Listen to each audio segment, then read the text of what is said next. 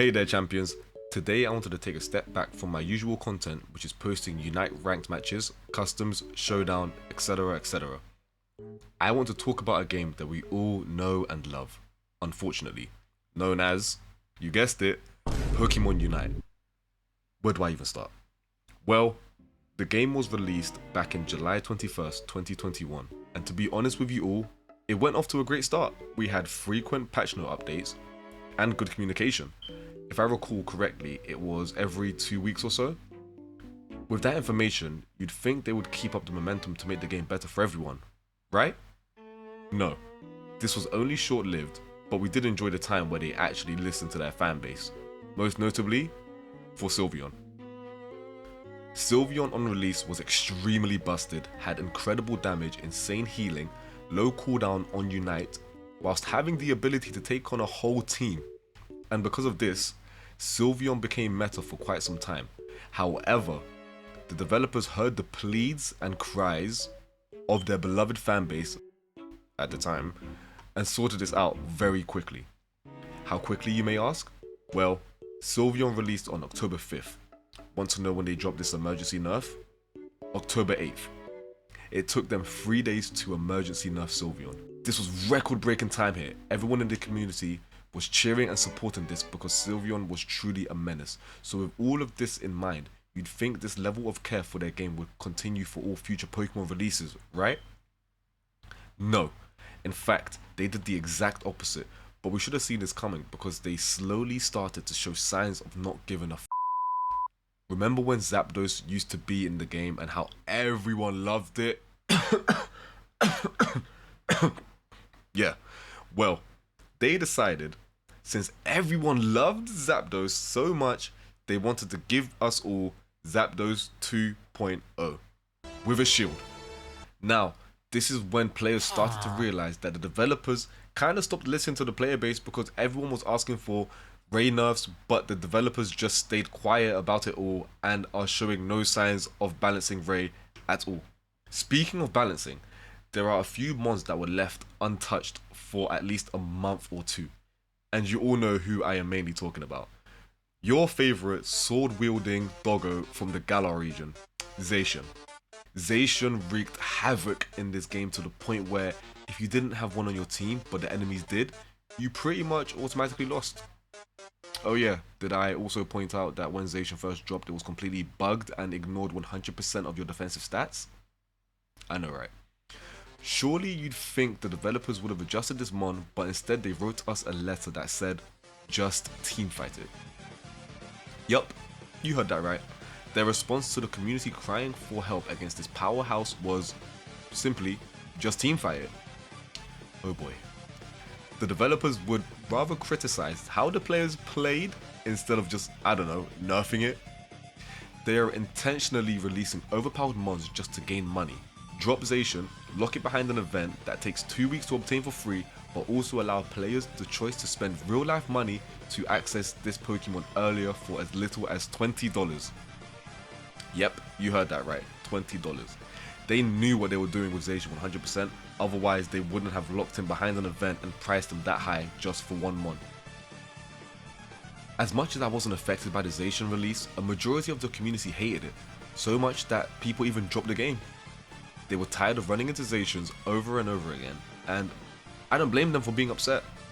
What I found funny though was the fact that you had to grind the game every day to complete challenges for Zacian, but you also risked running into Zacians on the enemy team, which doesn't make you want to play the game, but at the same time, you want to do the missions to obtain Zacian, so yeah, you had to pick your poison.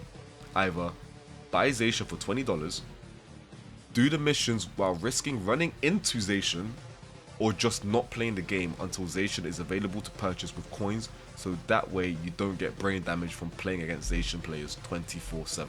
This could all be resolved by adding draft into ranks, but they don't want to do this because of money. Why would anyone spend money to buy something that could almost guarantee them a win if it just gets banned every game? What I think the developers are trying to do is sweep everything under the rug, and they do this by releasing a broken mon after another as an attempt to distract you all from the shithouse state that this game is in. I mean, how many of you are currently in possession of a surplus of tickets? No, I am not referring to the AOS tickets that you use to upgrade your items and stuff. I am talking about the fashion exchange tickets and holoware exchange tickets. Some of you may have even forgotten these tickets are a thing, and honestly, I don't blame you.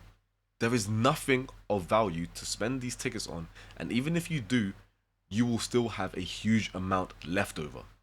Correct me if I'm wrong in the comments, but I believe it has been a whole year since they have updated either of these sections, but it's only been a day or two since they've made an attempt to monetize any broken mon.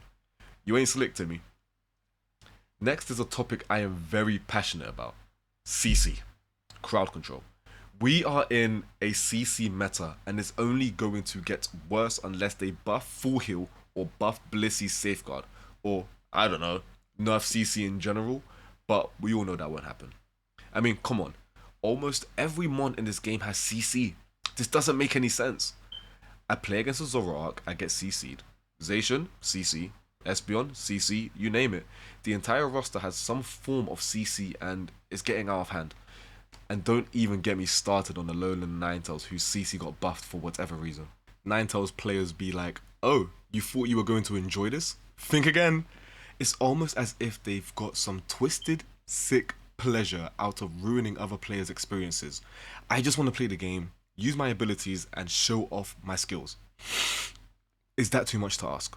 But no, instead, I'm left fuming as I watch my character dance around like a puppet on strings at the mercy of every stun and CC in the book. It's just too much to deal with, honestly. It takes no skill doing this. You know, I'm using Urshifu, Surging Strikes, or I'm using Zoroark, Feint Attack, and I just get grabbed by Buzzwole, frozen by Ninetales, or I don't know at this point. I don't know. I'm about 7 minutes in, I have a headache, and I haven't even touched on matchmaking yet. Well, here it goes. I seem to always get little Timmies on my team that have decided to borrow their older sibling's Switch and use Slick Spoon, Rocky Helmet, and Score Shield on a Cinderace. Like, how is this even possible? I understand people using the wrong builds in maybe beginner to veteran class. However, that build in Ultra/Masters makes zero sense to me. Either make another rank called Elite 4 or Champion to filter out the amount of brain dead players that make it into Masters, or make it even more difficult to get into Masters. Trainers that make it into the top rank are supposed to be some of the best players in the game, and this should be evident through their gameplay and item choice. Teammate diff should be a thing, but it shouldn't be this bad to the point where I feel like my teammates are expert players in disguise.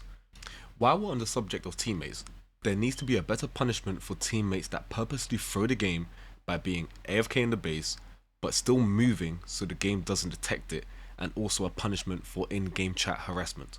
Losing fair play points isn't doing anything.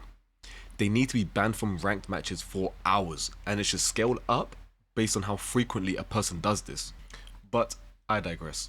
Taking into consideration everything I've said, play whoever you want. If using a mon that's overpowered on release day brings you joy, then pick it. Don't let other people decide that for you or try to shame you. If playing Pokemon that have heavy CC allows you to enjoy the game, hell yeah, go for it. Don't hate the player, hate the game. They're simply using mechanics available to them in the game that is accessible to everyone, so it is all fair game. If there's anyone you want to direct your anger to, direct it to the developers, but be nice about it, because I doubt they'll listen to little Timmy just shouting at them.